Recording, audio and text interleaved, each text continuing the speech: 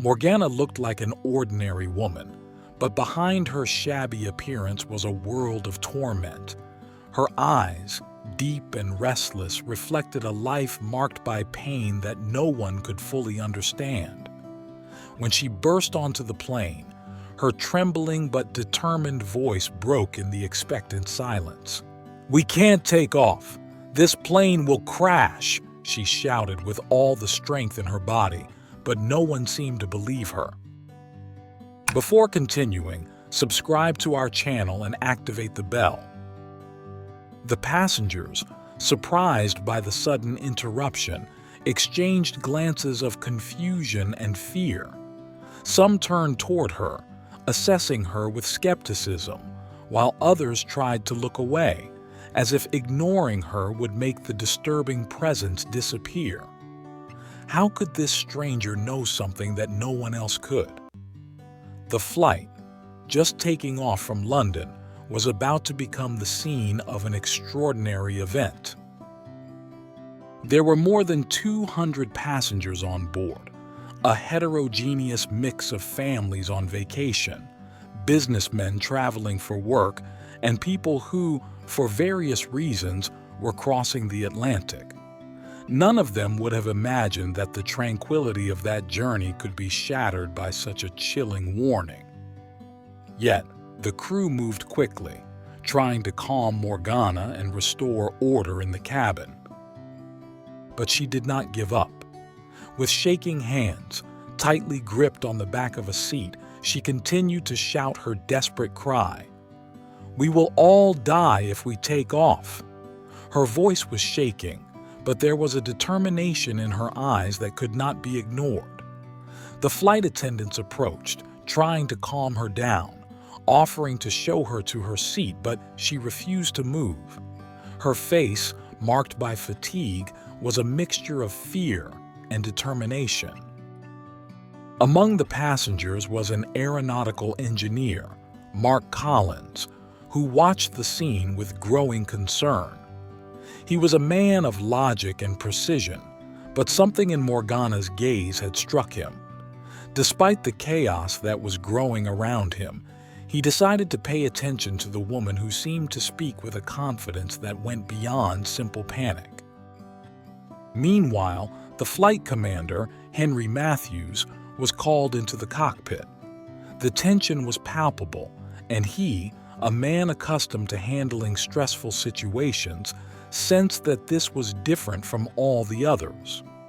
With a serious but calm face, he approached Morgana and asked her in a firm voice, "What do you think will happen, ma'am?" Morgana looked him straight in the eyes, and at that moment, the entire cabin seemed to hold its breath.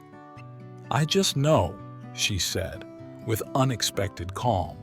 "I felt something. Something is wrong with this plane." Matthews, accustomed to making decisions based on data and facts, hesitated. Every instinct he had told him to ignore the cry for help, but there was something in the way Morgana spoke that made him think it wasn't just madness. "Let's double-check everything," he finally said, heading toward the crew. The plane was immediately stopped on the runway, while the technicians prepared for a thorough check. The atmosphere inside the plane was filled with fear, tension, and confusion. Some passengers began to complain about the delay, while others looked at Morgana with more careful glances, starting to wonder if, perhaps, there was some truth in what she was saying.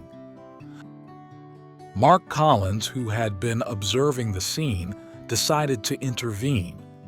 "Captain," he said, approaching Matthews, "could I take a look at the instruments with your team?" Matthews nodded, knowing that help from an expert like Mark could only help.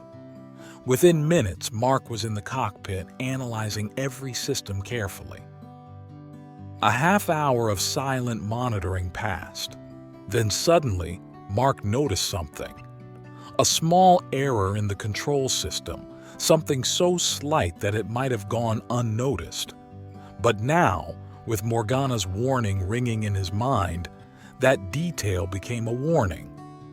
"Captain," Mark said, his voice tense, "there's an anomaly in the system. It's not serious, but it could affect navigation during takeoff." Captain Matthews, a man of great experience, did not need further explanation. He knew how important every single detail was when it came to the safety of a flight. "We are canceling the flight," he ordered in a firm voice, knowing that the safety of the passengers came first. As the plane began to slowly return to the terminal, an eerie silence spread among the passengers. Many did not understand what was happening, but the uneasiness was palpable. Morgana sat on the sidelines watching everything with a blank look. She knew she had done the right thing, but the weight of the past was still unbearable. Years ago, she had lost her husband and daughter in a tragic plane crash, an event that had destroyed her and left her with the constant feeling of having to prevent another disaster. Commander Matthews, struck by the calm that now enveloped Morgana, approached her. "How did you know?" he asked, with a mixture of respect and curiosity.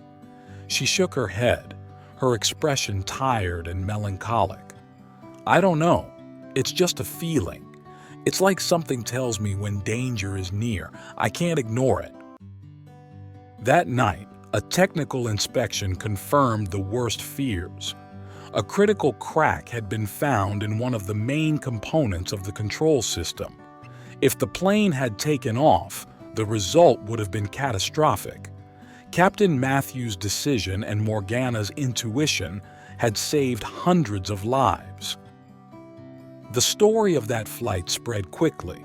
Morgana became an enigmatic figure seen by some as a heroine, by others as a disturbed person. The media reported the story widely, but she was not looking for fame.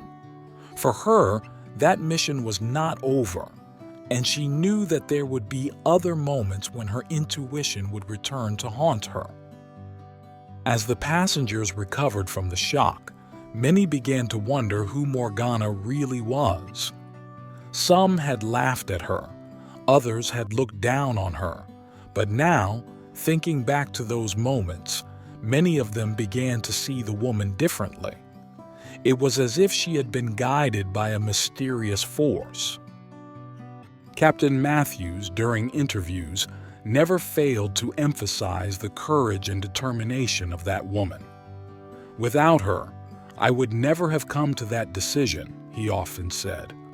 Her intuition, something that went beyond logic and data, had saved lives. Morgana, however, sought neither gratitude nor recognition. She continued her journey, moving from city to city, never stopping for too long. Each time she found herself in a new place, she felt the weight of new visions and new warnings.